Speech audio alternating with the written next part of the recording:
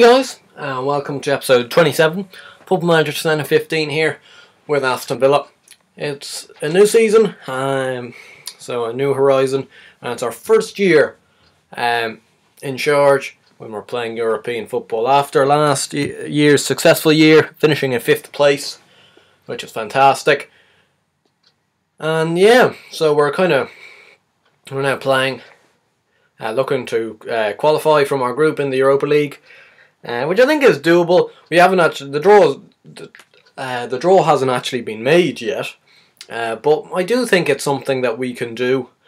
If we have a quick look, here before we go into anything, it was just reach group stage, so they're not actually expecting us to qualify from anything.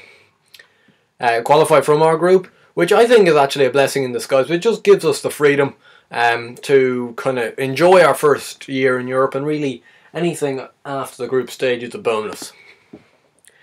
But anyway, because of that, we did have to make some shrewd signings to try and increase our chances of doing well in Europe. I think we did that. We brought in a fair few players for 11.3 million. Not all of them first team players. Actually, a fair few of them will be nowhere near the first team. But on the outs, a fair whack of people, but only for 4.4 million. So a decent enough transfer window, I think, overall. Firstly, to bring you through the outs, which first one was Yaya Sanogo for 2.5 million from Crystal Palace. Bought him last year for a free transfer, just never worked out. We decided to sell him on to Palace, who are back in the Premier League now. They were just promoted last year. Now you can see why they would want somebody like him. He doesn't seem to be too bad, but he just never worked out with us, and it was a bit of a Karim Rikic situation. And then a fair few of the old guard are beginning to go here, and on frees or just being sold in general. 4 of these being Gabi Agbonlahor on a free to Barnsley, Ali Sissoko on a free to Créteil in Liga 2, Jed Steer on a free to Southampton, and Ron Vlaar on a free to Utrecht back in Holland. All these guys you start off with, none of them really did. Gabi Agbonlahor was just a bit injury prone. He actually was decent in the second season. He scored 10 in 25 and 5 in 12 in the first season, which wasn't too bad as well. Ron Vlaar, as per usual, Ron was kind of pretty solid, but you know, he wasn't great. Again, his second season was probably his best. Jed Steer never got a go, and Ali Sissoko only really got, I think, a year maybe. Yeah, if the first year he got a game, but apart from that, he kind of drifted out of the team. A lot of these young guys I'm just not going to cover because they're regens, you won't know them, and none of them any good. Carlos Sanchez went on a free transfer to Mainz. Yeah, over in Germany, Germany's second division. Again, had maybe a season, maybe even 2, but just didn't really get in the team. Was loaned out last year and didn't get back into the team. Jordan Graham went for 200 grand. He's a guy that starts off with a bit of potential, but he never really made it. He had so many loan spells, it just didn't work out for him, and he left for 200 grand. Ante Coric has gone on a loan to Norwich. I think they're in the Championship. Yeah, they are. They went down to League 1, but they did get promoted. He is quite good, I think. Hopefully he'll do well for them and improve his player, because there's a bit of potential in him. And then Fabian Delph for 1.7 million to Derby, also in the Premier League. He was just complaining a little bit. Delph was probably the hardest one to sell out of all those old guard guys, because he has been fairly solid, regular performances within the 4 seasons we've been in charge. But as you can see, the last 2 seasons only playing a 27 out of 78 possible league games. And he felt that first team football was needed for his career to just keep on going. It's probably true. He actually hasn't got a cap for England on this save, despite having now, is it 3 or 4 in real life? I'm not quite so sure, before his injury. But he's a good player, but not quite good enough anymore for our team. Anyway, on the ins, 11 million's worth. A fair few of these guys, though, as I said, aren't actually going to be playing in the first team. A fair few of them are regens. Nico Brill, the first one of these, 925k from Bochum in Germany's second division. He's not great, but he's okay. He's got some good determination on him, good tackling, good marking. His heading could do with a lot of work.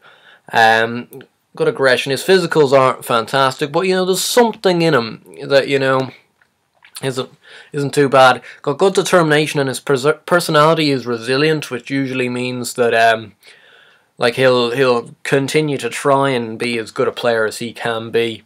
Report wise, 2-star gold, possibly even 3-star, which might make him into a Premier League player at some stage. Next man in was Osvaldo Torresi for 3 million. He's improving quite nicely. Again, another. He's a professional sort of guy, so he's quite good. Quite good in terms of wanting to improve. Good determination as well. He looks a very good striker. That's why we spent 3 million on him. But could use a bit of work on his speed. That's what we're trying to just quicken up there. Get it? Quicken up. Next man is Oliveira for 235k from Vasco. This guy's been actually a bit of a flop because he needs a work permit. Even though he was granted granted to join us, he can't actually play because he needs a work permit. So we're looking to try and loan him out to get that work permit. He's actually probably one of the best, and for 235k he's an absolute steal. Physically gifted, technically gifted. His mentals though really could use a bit of work. We're going to skip past him because we're going to give you this guy who's actually a bit of a shite sign. Scott Schaefer's. We bought him on a free transfer from Team Wellington over in New Zealand. A bit of an odd one. He's the keeper I just took a punt on, and really it wasn't really worth it. He's already got 3 New Zealand international caps at the age of 18, but he's just not quite good enough. 1.5-star goal potential, possibly even 2.5-star if he really put his mind to it. Fairly determined as well, so he's not even the most kind of resilient sort of guy, but hopefully maybe we might get a bit of profit on him. That's the only thing you can hope for with him. And lastly, of the regions, Matthias Meyer, we brought in for 1.8 million from Red Bull Leipzig over in Germany. He's actually quite good, I think. He could become a decent enough player. He's got some decent core defending stats for a defensive midfielder. Again, 2.5-star gold, possibly 3.5-star with if you count the black, which he might make because he is a model professional, which I believe is the best. Correct me if I'm wrong on that, but he is a model professional, so hopefully he can kind of really improve quite nicely. Anyway, the 2 main ones are these guys here. Firstly, we've got an absolute steal. Nathan for 375k. I don't think he's quite a wonder kid on this year's game, but he's as near enough as you get to it. Usually you have to, if you're buying him right at the start of the save when he's around 18, you usually have to outlay maybe 5-6 million for him. We picked him up for 375k because his contract was nearly expiring. He's only at 23 grand on the wages as well, which is fantastic. He's just a superb player, as you can see there. Absolutely superb. The other man is Gaston Gil Romero for 4.9 million, more of a well-known player on previous Football Managers. Absolute tank of a midfielder. Can play defensive mid as well. 25 years old, 4.9 million. Again, we're looking at a very good deal there. Anyway, I think we should get into today's live commentary, which is at home to Liverpool, which is always going to be a tough start to the season.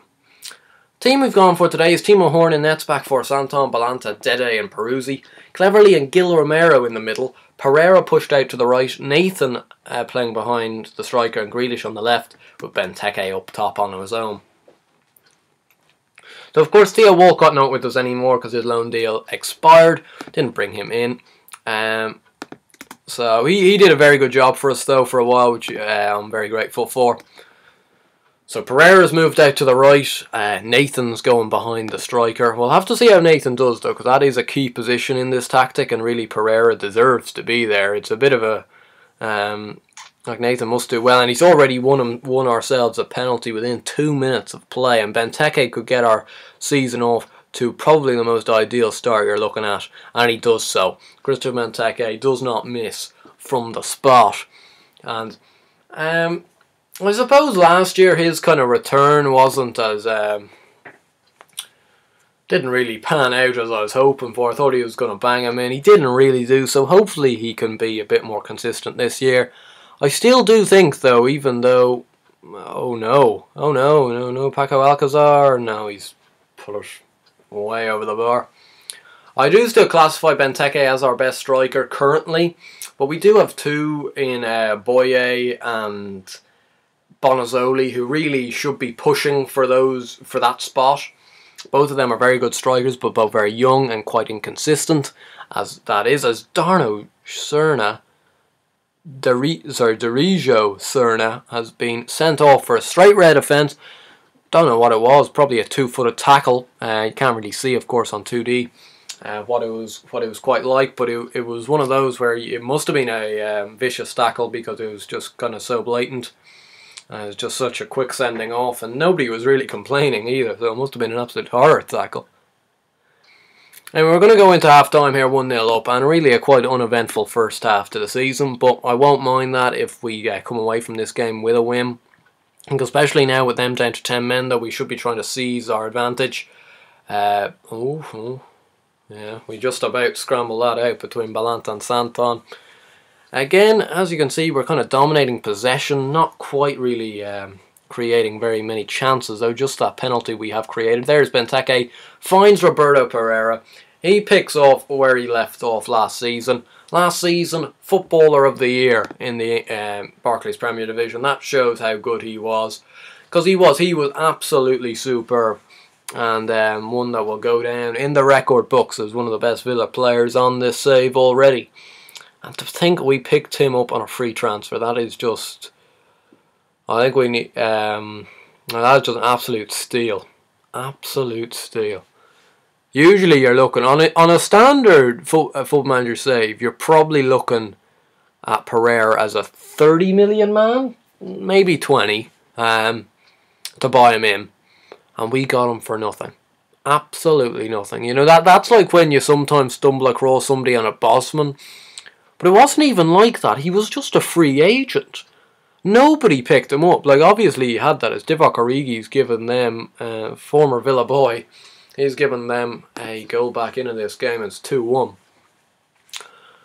Hopefully we can hold out here. We've got to be a little bit careful, though. They're down to 10 men, and yet they're dominating. Oh no, Timo Horn, that's a shocker. We have blown a 2-0 lead here today on the opening day of the season. That's an absolute howler from Horn in nets, and one that he won't be looking back on too fondly. Here's Pereira now. Can we get an immediate return to the lead? Grealish. Is that the chance? Was that a shot? I don't know. I think it was a shot, but oh Jesus. Don't lose this game now. If we lose this game, I swear to God. Pereira going all the way, but this time it's a poor shot coming inside from that right hand flank. Santon there finds Grealish. We're looking to press here, but I'm worried. I think we're going to lose this game. I think they're going to get one more chance and they're going to score. From what I can see, I don't even think they're playing a guy up front.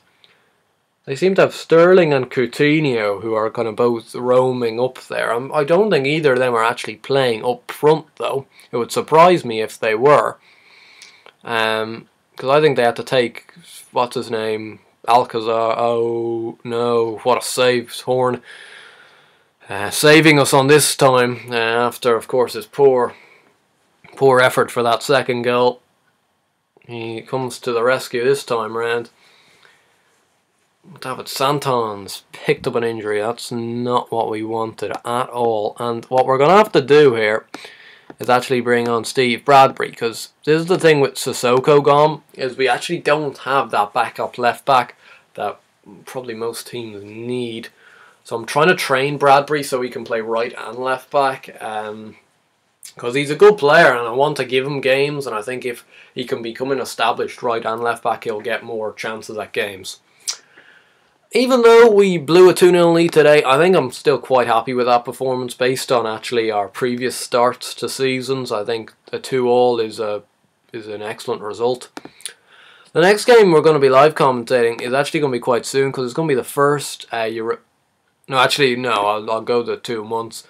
And it will be my second Europa League game, group stage. So if you enjoyed this video, please do give it a like and subscribe to the channel if you already haven't. I'll see you guys later.